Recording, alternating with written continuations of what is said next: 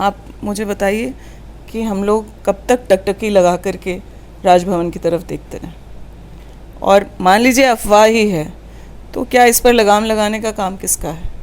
हम लोग राजभवन की तरफ संरक्षण की उम्मीद से देखने का काम कर रहे थे, डेलीगेशन जा रहा है, कोई जवाब नहीं मिल रहा। मान लीजिए मीडिया ने भी फैलाया, थोड़ी देर के लिए आपका बात मान लेते हैं, मुख्यमंत्री जी विपक्ष ने फैलाया, क्या फिर उस आग में घी देने का काम सत्ता पक्ष ने नहीं किया? सुबह शाम बैठक, खूंटी ले जाना, रायपुर ले जाना।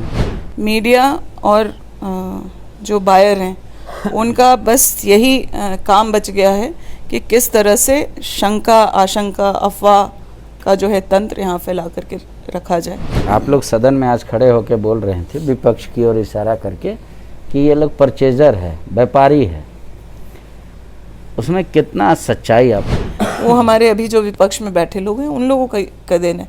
वो किस मुंह से सवाल उठाएंगे कि बेरोजगारी, तो इसीलिए ना जनता आपको बैठाया कि आप उसको सॉल्व कीजिएगा। हम उस काम को कर रहे हैं कि कम्युनल राइट पिछले साल सर्वाधिक रहे झारखंड में, उसको कैसे इंटरप्रेट करेंगे? आपको क्या लगता है कम्युनल राइट्स कराने का इस पूरे देश में किसको एक्सपर्टाइज है? ये कौन प्रयास कर रहा है? कि इस राज्य में सब लोग सुरक्षित हैं, ऐसा हम बिल्कुल नहीं कह रहे हैं, लेकिन हम उसके लिए प्रयास ना कर रहे हों या फिर कोई घटना हो जा रही हो तो दूसरे राज्यों में जो FIR नहीं होता, उसका संज्ञान नहीं लिया जाता, उस पर लीपापोती करने का प्रयास होता है, वो काम हमारी सरकार नहीं कर रही। हेमंत सरकार ने बिना मांगे, बिना किसी के निर्देश, बिना किसी आदेश के आज सदन में अपना बहुमत साबित कर दिया। 48 सरकार के पक्ष में खड़े थे विधायक और विपक्ष में शून्य थे। हमारे साथ कांग्रेस की विधायक दीपिका पांडे सिंह जी हैं। आज इनका जो सदन में भाषण रहा, जो प्रस्ताव के पक्ष में, वो शानदार रहा और उसकी चर्चा भी हर जगह हो रही है। विपक्ष कह रहा है ये आज असंवैधानिक कार्य हो गया, आज जनता के पैसे का हवा में उड़ा दिया गया। एक बार फिर से जिस चीज़ की ज़रूरत नहीं थी उसको कर दिया गया। जो इस राज्य में किया जा रहा है, क्या उसकी ज़रूरत थी? जनमत हमारे साथ है, बहुमत हमारे साथ है, और जिस तरह से अफवाह और अलग अलग तंत्र का दुरुपयोग करके यहाँ की जो राजनीतिक स्थिरता है उसको अस्थिर करने का जो काम किया जा रहा था, क्या वो सही है? अफवाह मान लीजिए मीडिया ने भी फैलाया, थोड़ी देर के लिए आपका बात मान लेते हैं, मुख्यमंत्री जी विपक्ष ने फैलाया, क्या फिर उस आग में घी देने का काम सत्ता पक्ष ने नहीं किया? सुबह शाम बैठक, खूंटी ले जाना, रायपुर ले जाना, तो उस अफवाह को तो आपने पुष्टि कर दी। नहीं, हम लोगों ने कोई पुष्टि नहीं की। उस आग को जिसको लगाने का ये प्रयास कर रहे थे, उस पर हम लोगों ने गंगा जल छिड़क दिया। पांडे जी, ये इस तरह की बातें जो सड़कों पे यहाँ वहाँ चर्चा चल रही थी और हम लोगों का भी समय बर्बाद किया जा रहा था। आज 2.5 साल के बाद, कोरोना के बाद काम शुरू हुआ है इस राज्य में तरीके से। बेरोज़गारी इतना बड़ा मुद्दा है, युवा हम लोगों की तरफ बहुत उम्मीद से देख रहे हैं। उनको हम हताश नहीं कर सकते ना, क्योंकि भाजपा को आदत हो गई है कि जहाँ भी गैर भाजपा शासन है उसको अस्थिर किया जाए। तो हम इंतज़ार नहीं कर सकते ना। कैसे अस्थिर करेगी भाजपा यहाँ सरकार? आप मुझे बताइए कि हम लोग कब तक टकटकी लगा करके राजभवन की तरफ देखते रहें। और मान लीजिए अफवाह ही है तो क्या इस पर लगाम लगाने का काम किसका है? हम लोग राजभवन की तरफ संरक्षण की उम्मीद से देखने का काम कर रहे थे, डेलीगेशन जा रहा है, कोई जवाब नहीं मिल रहा। राज्य छोड़ करके ऐसी परिस्थिति में महामहिम दिल्ली में, आखिर इन सब बातों पर कहीं तो विराम लगना चाहिए। हमारी जो जिम्मेदारियां हैं, हम उस काम का निर्वाह करना चाहते हैं। इतनी विपरीत परिस्थिति में भी इतने अहम फैसले हुए, चाहे वो सहायक पुलिस को की समय वृद्धि करनी हो या फिर ओल्ड पेंशन स्कीम को देख लीजिए। आज इस राज्य में उत्सव जैसा माहौल है। और मैं आपसे कहना चाहूँगी, मतलब पक्ष विपक्ष इन बातों को छोड़ दीजिए। हम लोग अभी रायपुर से होकर के आए, उत्तराखंड, छत्तीसगढ़, झारखंड, ये तीनों राज्य एक साथ बने थे। आप अगर हवाई भ्रमण भी करेंगे ना, तो आपको फ़र्क जो है विकास को लेकर के या जो प्लानिंग है, वो आपको ज़मीन आसमान का फ़र्क दिखेगा। यहाँ इतने सालों से सिर्फ भाजपा का शासन रहा। जिस तेज़ी से इस राज्य को बढ़ाने की ज़रूरत थी, यहाँ के जो आदिवासी मूल निवासी या जो अन्य सभी लोग हैं, उन लोगों का जिस तरीके से विकास होना चाहिए, तो उसके कहीं आसपास हम लोग नहीं हैं। छत्तीसगढ़ में भी तो बीजेपी की सरकार लंबे अरसे तक रही। उस राज्य बनने के बाद शासन किसके पास आया? जो नींव डालने का काम था वो कांग्रेस के नेताओं का किया हुआ था। और आज के दिन आप देख लीजिए, जहाँ से शुरुआत भाजपा ने किया है, और यही कहानी उत्तराखंड की भी है। जो खाका तैयार करना था विकास का, जो नींव का पत्थर था, वो सही नहीं डला, और इस राजनीतिक अस्थिरता से इस राज्य का बहुत नुकसान हुआ है। हर बार आपको झारखंड में इस तरह के कहानियाँ सुनने को मिलती हैं, और इस बार जनता ने बहुमत में हम लोगों को इसलिए बिठाया है ताकि ये जो अस्थिरता की वजह से राज्य आगे नहीं बढ़ पाया है, उस पर कहीं ना कहीं लगाम लगे, और आगे का जो रास्ता है वो हमारे युवाओं के लिए, यहाँ की महिलाओं के लिए, किसानों के लिए, मजदूरों के लिए आगे प्रशस्त किया जाए। मान लीजिए कि आप लोग सदन में आज खड़े होकर बोल रहे थे विपक्ष की ओर इशारा करके कि ये लोग परचेजर है, व्यापारी है, उसमें कितना सच्चाई आपको दिखता है? अगर आप लोग मीडिया भी आंख पे पट्टी बांध लेगी तो कैसे चलेगा? क्या हम लोगों को बताने की ज़रूरत है कि महाराष्ट्र के लोग आसाम गए तो क्या हुआ? इसी तरीके से कर्नाटक में हम लोगों ने तमाशा देखा है, मणिपुर में आप वो तमाशा देखें। आखिर कब तक चलता रहेगा ये? लोकतंत्र को तो बचाना हम लोगों की जिम्मेदारी है ना। आप इस तरह से अस्थिर करके, आप राज्यों का जो फेडरल सिस्टम है सिर्फ गैर भाजपा शासित राज्यों के लिए नहीं है, भाजपा के भी शासित राज्यों का। आज मुख्यमंत्री जी ने बहुत प्रमुखता से इस बात को उठाया कि अगर पीएम राज्यों को लड़ाने में लगे हों तो फिर विकास कहाँ से होगा? जो हमारा अधिकार है, वो झारखंड को हमारा अधिकार दीजिए, हमारा जीएसटी का पैसा दीजिए। यहाँ से जो प्रस्ताव केंद्र के पास जा कर के लंबित हो जाते हैं, वो चाहे सरना कोड को लेकर के हो, चाहे अब मान लीजिए ओबीसी रिजर्वेशन, खतियान और ये सब को लेकर के, वो जो काम केंद्र का है, मेहरबानी करके केंद्र अब वो काम करने शुरू करे। राज्य को इस तरह से राजनीतिक संकट में डालने का जो षड्यंत्र चल रहा है, उस पर लगाम लगना चाहिए। महाराष्ट्र, गोवा, मध्य प्रदेश और ये सब जगह तो मैंने वहाँ के विधायकों से नहीं वार्तालाप नहीं हुई वैसे, और ये उतनी नज़दीकियों से मैं नहीं जानता जितना झारखंड के विधायकों को मैं जानता हूँ। इकोनॉमिक्स का एक रूल है कि अगर कोई परचेज़र है तो सेलर भी होगा, बायर भी होगा। तो क्या आपको लगता है कि वाकई में कुछ विधायक बिक जाते डर से ही सही? मीडिया और जो बायर हैं उनका बस यही काम बच गया है कि किस तरह से शंका, आशंका, अफवाह का जो है तंत्र यहाँ फैला करके रखा जाए। आप जो इस तरह के सवाल कर रहे हैं, मैं पूछना चाहती हूँ कि आपकी हिम्मत है कि भाजपा के नेताओं से जाकर के पूछें? एकदम बिल्कुल कि आप ये सवाल उनसे करिए, आप अमित शाह जी से बात करिए, पीएम नरेंद्र मोदी से बात करिए कि आखिर इंटरव्यू लेते ही नहीं किसी। यही बात समझने की बात है ना, कि कोई एक नेता बिना टेलीप्रॉम्प्टर के भाषण देता है, कोई एक नेता मीडिया के छोटे बड़े ऑर्गेनाइजेशंस के सवाल लेता है, उनको जवाब देता है, तो वो उस नेता की क्रेडिबिलिटी को लोग सवाल करते हैं। लेकिन जो बंद कमरे में अपने मन मुताबिक भाषण लिखवा करके टेलीप्रॉम्प्टर पर पढ़ता है, और 2 लाइन बगैर टेलीप्रॉम्प्टर के आपने देखा हुआ सुनाई दे रहा है, सुनाई आ रहा है, ओ माय गॉड, इस तरह की बातें करते हैं। आप लोग उन लोगों से सवाल क्यों नहीं करते? मतलब आप नहीं मानते कि वो अच्छा भाषण देते हैं? अगर टीपी नहीं रहे तो फेलियर आपको कैसा महसूस हो रहा है? पहले तो हम लोगों को लगता था कि बड़े प्रखर वक्ता हैं, लेकिन एक आध बार टेलीप्रॉम्प्टर के बगैर जो हालत हुई वो भी हम लोगों ने देखा। कोई भी उससे तो यही असेसमेंट करेगा जो बात आप कह रहे हैं। कैसा रहा टूर आप लोगों का? 5 दिन कैसे बीता, क्या कुछ किया आप लोगों ने? राजीव गांधी जी का एक बार फिर से धन्यवाद देने की इच्छा हम लोगों की रही। आज अगर हमारे पास हमारा फ़ोन ना होता तो हम लोग अपने क्षेत्र के लोग से जुड़े ना रह पाते। जो करंट न्यूज़, बाकी जो भी अफेयर्स चल रहा था उसके बारे में हम लोगों को जानकारी नहीं होती। रायपुर एक अच्छी जगह है। हम लोगों ने हवाई निरीक्षण भी एयरपोर्ट के ऊपर देख लिया और ज़मीन पर उतर करके भी देखे। बहुत अच्छी प्रगति वहाँ हुई है। वहाँ के हम लोगों के जो मुख्यमंत्री हैं उन्होंने अच्छा काम किया है, टीम को लेकर के काम कर रहे हैं। अच्छा लगा हम लोगों को रायपुर में। व्यवस्था रिसोर्ट का ठीक था? बेसिक व्यवस्थाएं थी, हमें तो कोई बहुत 5 स्टार की ज़रूरत नहीं। हम लोग तो गांव घर में घूमने वाले लोग हैं। जो साफ़ सफाई, रख रखाव, इंतज़ाम खाने पीने का, तो वो अच्छा था। हम लोगों ने अच्छा समय वहाँ व्यतीत किया।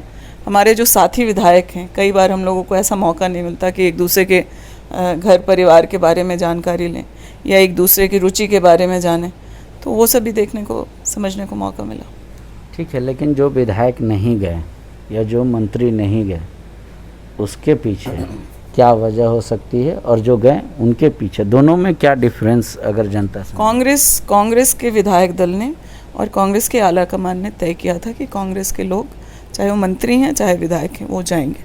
जेएमएम के बारे में तय करने का अधिकार उनके पार्टी के आला कमान को है। जिस प्रकार से तय हुआ उसी प्रकार से वहाँ लोग गए आए। यहाँ मान लीजिए कैबिनेट था तो उसमें हमारे मंत्री सम्मिलित हुए, बहुत महत्वपूर्ण निर्णय लिए गए। हेल्थ से संबंधित आपने देखा कि इस राज्य में 5 लाख तक के गरीब लोगों के लिए जो मुख्यमंत्री असाध्य रोग को लेकर के है उस पर निर्णय हुआ, वो 5 लाख से बढ़ा करके 10 लाख किया गया। उसमें कई सारी बीमारियों को और सिचुएशंस को, एक्सीडेंटल सिचुएशंस को जोड़ा गया, जो एक बहुत महत्वपूर्ण कदम है स्वास्थ्य सेवाओं को और बेहतर, और जो हमारे वंचित लोग हैं उन लोगों तक स्वास्थ्य की बेहतरीन सुविधा उपलब्ध हो किसी ऐसी परिस्थिति में, इसका प्रयास किया गया। ऐसे कई निर्णय लिए गए हैं। अब हम लोग वापस आए हैं।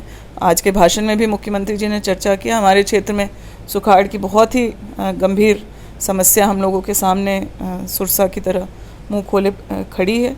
हम लोग उस पर भी उम्मीद करते हैं कि जल्द निर्णय लिया जाएगा और जो हमारे किसानों को राहत मिलनी चाहिए या जो हमारे मजदूर पलायन के लिए मजबूर हो रहे हैं उनको कैसे राज्य में रोक करके सम्मानजनक काम दिया जाए, इस पर भी पहल हो जाए। हम लोग इस इंतज़ार में। कांग्रेस के विधायक कुछ बीच में नाराज़ हो जाते हैं सरकार से, मुख्यमंत्री से, तो इसको क्या घर का झगड़ा माना जाए कि हम घर में भले कुछ भी कर लें, बाहर के लोगों को इंटरफेयर करने की ज़रूरत नहीं? बिल्कुल पांडे जी, एक तो हम लोगों का दल बहुत लोकतांत्रिक है। हम लोग अपने वरिष्ठतम नेता से भी सवाल कर सकते हैं अगर हमें लगता है कि कहीं कोई बात पूछनी है तो। और ये जो महागठबंधन है इसमें हम लोग अलग अलग दल से आते हैं। हम लोगों का अलग अलग विज़न या हम लोग का देख सीख, जो जिस विचारधारा पर हम लोग आगे बढ़े हैं उसमें थोड़ा बहुत फ़र्क है, करीब करीब सिमिलर है, लेकिन कई चीज़ों पर हम लोगों का मतांतर हो सकता है। लेकिन ऐसा कोई मनभेद वाली बात नहीं है और नाराज़गी सरकार से कभी नहीं है। हम अपने क्षेत्र की जनता की जो मांग है उसको मजबूती से उठाते हैं। आगे भी करेंगे? बिल्कुल करेंगे। अगर हमारे क्षेत्र के लोग की कुछ उम्मीद है इस सरकार से तो ज़रूर करेंगे।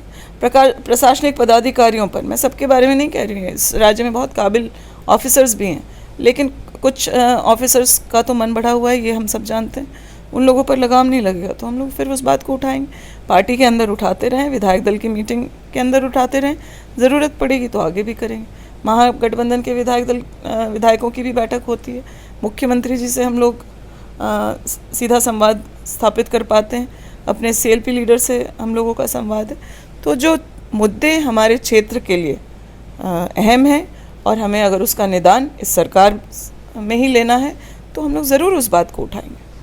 सरकार ने बहुमत साबित कर दिया, लेकिन क्या मुख्यमंत्री जी सुरक्षित हैं? अब ये तो आप लोग ज़रा राजभवन से कुछ पूछ करके बताएं, सुरक्षित हैं या असुरक्षित हैं। ये तो सब मीडिया के माध्यम से और राजभवन के जो सो कॉल्ड प्रवक्ता बने फिर रहे हैं आज वो लोग, वो कह रहे हैं। मुख्यमंत्री जी अपने दायित्व का निर्वाह कर रहे हैं। अगर कोई ऐसी बात, अगर कहीं असुरक्षित होते तो अब तक कुछ निर्णय आया होता ना। इनके पास संवैधानिक जो प्रावधान है उसमें मुख्यमंत्री जी का कुछ नहीं कर पा रहे। अच्छा, ये ऐड ऑन करना चाहते हैं इसलिए समय लगा रहे हैं। इसलिए यह विलंब है, यह अस्थिरता का माहौल बनाए रखना चाहते हैं ताकि जो है सरकार अस्थिर हो और जो काम जनता के हित में हो रहे हैं वो ना हो। क्योंकि अब तो ऐसी स्थिति हो गई है, इन्होंने जितने समस्याओं को खड़ा किया था राज्य की जनता के सामने, चाहे वो अनुबंधित कर्मियों का हो, चाहे फिर राज्य को विकास के मार्ग पर लाना हो, वो तो हम लोग एक एक करके सारा कर ही रहे हैं, प्राथमिकता से की जा रही हैं।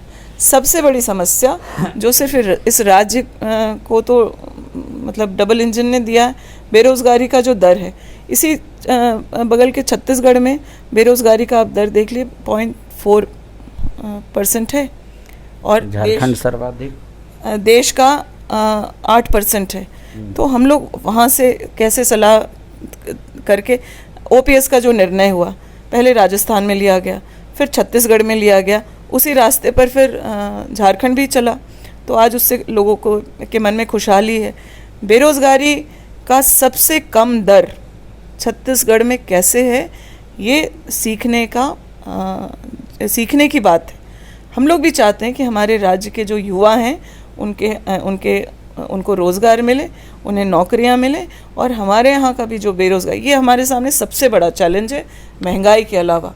उस पर कैसे नियंत्रण होगा, मुझे लगता है जो गैर भाजपा शासित राज्य हैं उनसे सीख करके करने की ज़रूरत है, तो हम लोग अपने राज्य में भी करेंगे। सत्ता पक्ष और विपक्ष की लड़ाई में एक चीज़ पहली बार देखने को मिली कि सबसे भला जनता का हुआ, कर्मचारियों का हुआ। आगे भी आप देख रहे हैं कि इस तरीके के फटाफट निर्णय लिए जाएंगे सरकार के द्वारा, जो लोग उसकी प्रशंसा करेंगे, गुलाल उड़ाएंगे, नगाड़े बजाएंगे, स्वागत करेंगे मुख्यमंत्री का। सरकार लगातार ऐसे फैसले ले रही है। सहायक शिक्षकों की बात हुई तो भी ऐसे ही खुशी उन लोगों ने मनाई, और भी जितने निर्णय हो रहे हैं सब से जनता की खुशहाली है। दुख इस बात का है कि विपक्ष में रह कर के कुछ जिम्मेदारी होती है। जो लोग विपक्ष में हैं उनका यह काम है कि अगर किसी बात पे सरकार का ध्यान ना जा रहा हो और वो ज़रूरी हो झारखंड के हित में करने के लिए, तो उस पर सरकार का ध्यान दिलाएं। लॉ एंड ऑर्डर पे सरकार अगर घेरती है तो आप लोग दूसरे राज्यों का उदाहरण देके डिफेंड करने लगते हैं। लेकिन इस राज्य में जो भी समस्याएं हैं वो हमारे अभी जो विपक्ष में बैठे लोग हैं उन लोगों का देन है। वो किस मुंह से सवाल उठाएंगे कि बेरोजगारी, तो इसीलिए ना जनता आपको बैठाया कि आप उसको सॉल्व कीजिएगा। हम उस काम को कर रहे हैं, और जो भी सदन में मैंने जो डाटा दिया वो डाटा मेरे घर का बनाया हुआ नहीं, हमारे झारखंड। लेकिन दीपिका जी आपने बेहतरीन डाटा दिया और बहुत अच्छे से अपने सरकार को डिफेंड किया, लेकिन अगर लॉ एंड ऑर्डर पे सरकार से कोई सवाल कर रहा है या कोई पूछ रहा है तो आपको दूसरे राज्यों का आंकड़ा देके अपनी सरकार को डिफेंड नहीं कर सकते। आप तो वो करना चाहिए कि हम सुधार कर लेंगे। फिर हमारी बातों को हम लोगों ने बहुत मजबूती से इस बात को कहा कि इस राज्य में सब लोग सुरक्षित हैं, ऐसा हम बिल्कुल नहीं कह रहे हैं। लेकिन हम उसके लिए प्रयास ना कर रहे हों या फिर कोई घटना हो जा रही हो तो दूसरे राज्यों में जो एफआईआर नहीं होता, उसका संज्ञान नहीं लिया जाता, उस पर लीपापोती करने का प्रयास होता है, वो काम हमारी सरकार नहीं कर रही है। हम लोगों का यह लगातार प्रयास है। वो हमारे क्षेत्र में अगर कोई घटना हो जाए और मैं उसको अपना ईगो इशू बना लूँ कि मेरे क्षेत्र में इस तरह की घटना कैसे हो गई, तो वो गलत है।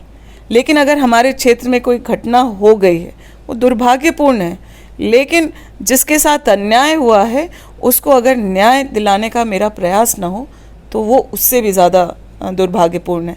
हमारी सरकार ऐसे हर मामले में जो हम लोग के संज्ञान में आ रहा है, कहीं अगर इस तरह की घटना हो रही है तो अपनी जिम्मेदारी समझते हुए उसको कानूनी तौर पर जो न्याय दिलाने की प्रक्रिया है उसको हम लोग सुदृढ़ कर रहे हैं, और उस पर जो है जल्द से जल्द फैसले हों, इसके लिए भी सरकार प्रयास कर रही है। आपने एनसीआरबी का हवाला दिया सदन में और बताया कि कैसे हमारी सरकार दूसरे राज्यों से बेहतर है जहां भाजपा शासित राज्य है।